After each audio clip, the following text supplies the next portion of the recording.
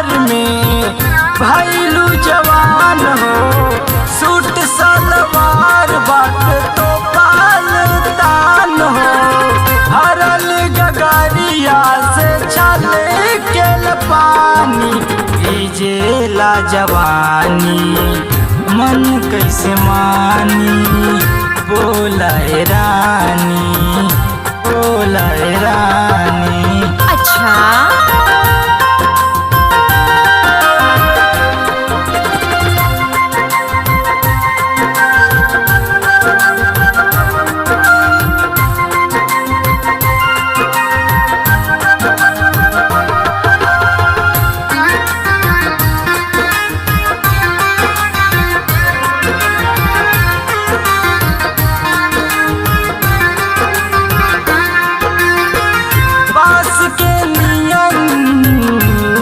के कमरिया जाले रानी वाले आके डगरिया। बांस के नियन तो हर लच के कमरिया जाले रानी वाले खा के डगरिया।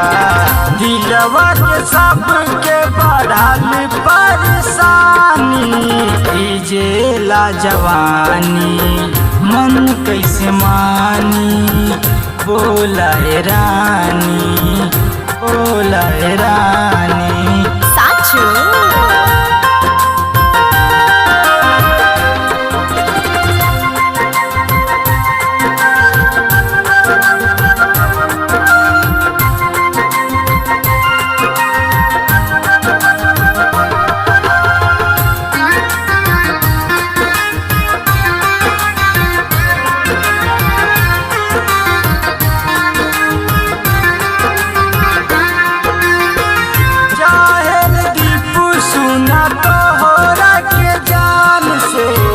चश्मा लगा के बुढ़वा देखेला ध्यान से।